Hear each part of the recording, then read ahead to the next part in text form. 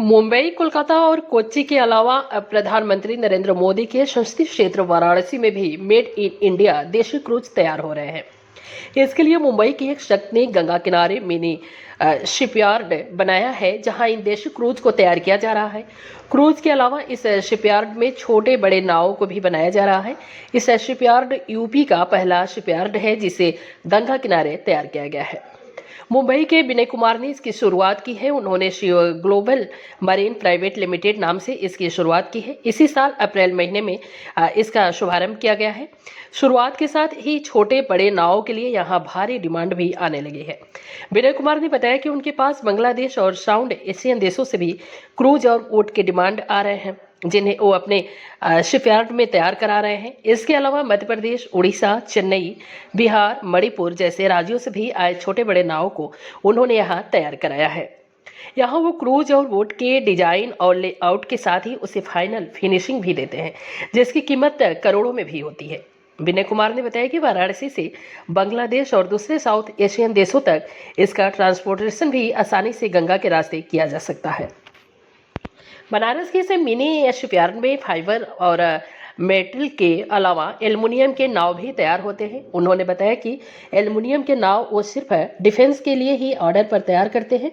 हाल ही में उनकी कंपनी से मणिपुर पुलिस के लिए भी नाव को भेजा गया है। इसके अलावा वाराणसी जल पुलिस के लिए भी उन्होंने नाव की डिजाइन तैयार की है। विनय कुमार ने बताया कि उन्होंने इस कंपनी के जरिए स्थानीय लोगों को रोजगार भी मुहैया कराया है। उनके शिपयार्ड में काम करने वाले 90% लोग लोकल ही हैं, जो यहाँ इस काम को लेकर कर रहे हैं।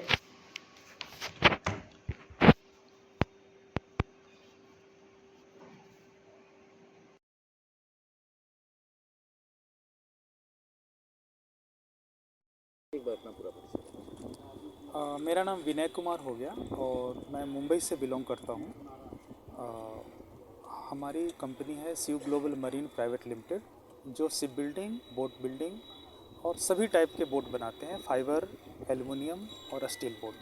फाइबर स्मॉल सेक्शन में आते हैं, एल्युमिनियम डिफेंस सेक्टर के लिए बनाते हैं और स्टील बड़े कार्गो वेसल टाइप के बोट बनाते हैं।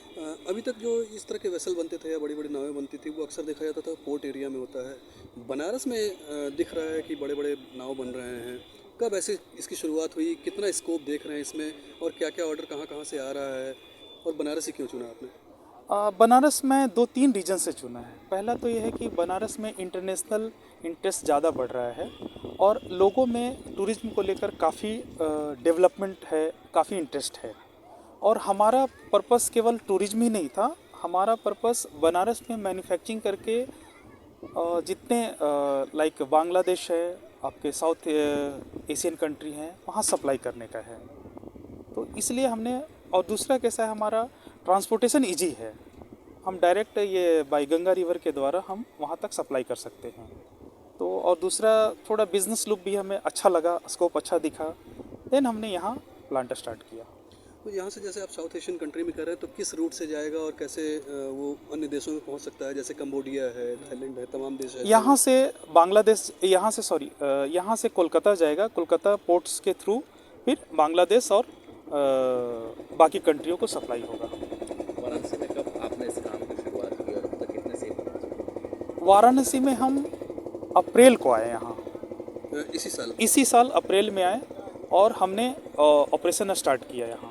फिर हम लोकल पर्सन को हायर किए और मैक्सिमम जॉब के रिलेटेड भी हम देखें तो हम मैक्सिमम एटलीस्ट 90% लोकल लोगों को हमने अप्रोच किया है और उनको जॉब दिया है। किस तरह के वेंडर्स होते हैं जो लोकल, जैसे उसमें बिल्डिंग करने वाले हैं? कौन कौन से लोग होते हैं जो आपके साथ जुड़ते हैं यहाँ के लोकल, जिनको रोजगार मिलता है? जिनको रोजगार मिलता है पहले तो 2 तरह से हैं। एक जो स्टील फैब्रिकेटर वर्क होते हैं, अब स्टील फैब्रिकेशन लाइक वेल्डर हो गए, फिटर हो गए, हेल्पर हो गए, वो मिलते हैं, एक वो हो गया। दूसरा जो है फाइबर लाइन के बहुत से वर्कर्स जो मुंबई या गुजरात जाते हैं, तो उन लोगों को कांटेक्ट करके हमने उनके लिए यहाँ ही जॉब प्रोवाइड किया है।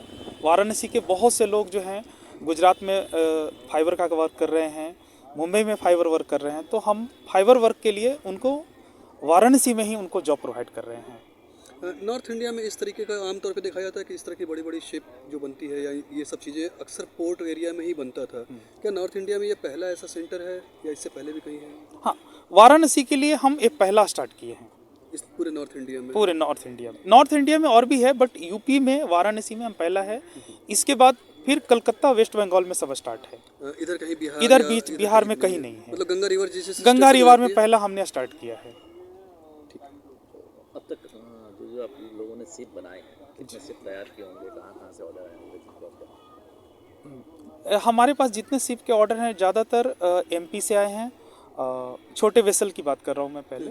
एमपी से आए हैं, उड़ीसा से आए हैं, चेन्नई से आए हैं, और जितने कोस्टल एरिया हैं सभी जगह से आए हैं। बिहार से भी हमारे 2-3 बोट के ऑर्डर्स थे। फिर कोलकाता से बोट के ऑर्डर्स आए हैं, आसाम से आए हैं, मणिपुर से आए हैं। तो उन सबों के लिए इजी ट्रांसपोर्ट हुआ। अभी रिसेंटली हमने 2 दिन पहले ही एक मणिपुर बोट हमने सप्लाई किया है। इसके अलावा जैसे डिपार्टमेंट्स यहाँ जल पुलिस है, एनडीआरएफ है, क्या इन लोगों की तरफ से भी ऑर्डर आते हैं? हाँ, वाराणसी जल पुलिस ने हमें कांटेक्ट किया है और उनसे हमारी बातचीत चल रही है। और अभी तक हम लोग फाइनल स्टेज पे नहीं पहुँचे हैं, बट वेरी सुन हम पहुँच जाएंगे। रोज़गार की अगर बात करें तो क्या लगता है कि ये जो बनारस है यहाँ के लोकल लोगों को कितना फ़ायदा होगा अगर ये इंडस्ट्रीज ग्रो करती है, जैसे कि सरकार की प्राथमिकता में भी है आईडब्ल्यूआई को लेकर के और वाटरवेज को लेकर के? अगर हमें गवर्नमेंट का भी थोड़ा बहुत सपोर्ट हो सकता है तो हम अच्छे एम्प्लॉयमेंट क्रिएट कर सकते हैं। आपने कहाँ से शुरुआत की थी इसकी, तो अपने बारे में भी मैं एज एक मरीन इंजीनियर था और हमने नॉर्वे में 17 साल मरीन इंडस्ट्री में ही जॉब किया। फिर मैं इसका मरीन इंस्पेक्टर बना, क्योंकि हमारी जो कंपनी थी वो मरीन फील्ड में ही थी और सारे डेवलपमेंट रिसर्च मरीन सेक्टर से होते थे। तो नॉर्वे में एक बार थोड़ा जॉब को लेकर थोड़ा सा झटका लगा हमें। फिर हमने दिमाग में आया कि बेटर है back to India, will start our own business और हम धीरे धीरे स्लो ग्रो करेंगे। फिर हमने इंडिया आए और इंडिया से फिर हमने एक छोटा सा स्मॉल शॉप से हमने एक बिजनेस को स्टार्ट किया। और पहला बोट किस साल हमने, की बात है ये 2017 की बात है। मतलब आफ्टर द 2014, मतलब जब इंडियन वाटरवेज को लेकर के यस चीज़ें चल रहा शुरू था, उसके बाद हमने स्टार्ट किया। हुई। शुरुआत आपने बम्बई से की? शुरुआत मुंबई से किया और मुंबई से पहला बोट हमने एल्युमिनियम वेल्डिंग का स्टार्ट किया। एल्युमिनियम स्मॉल सेगमेंट में हमने स्टार्टिंग किया था।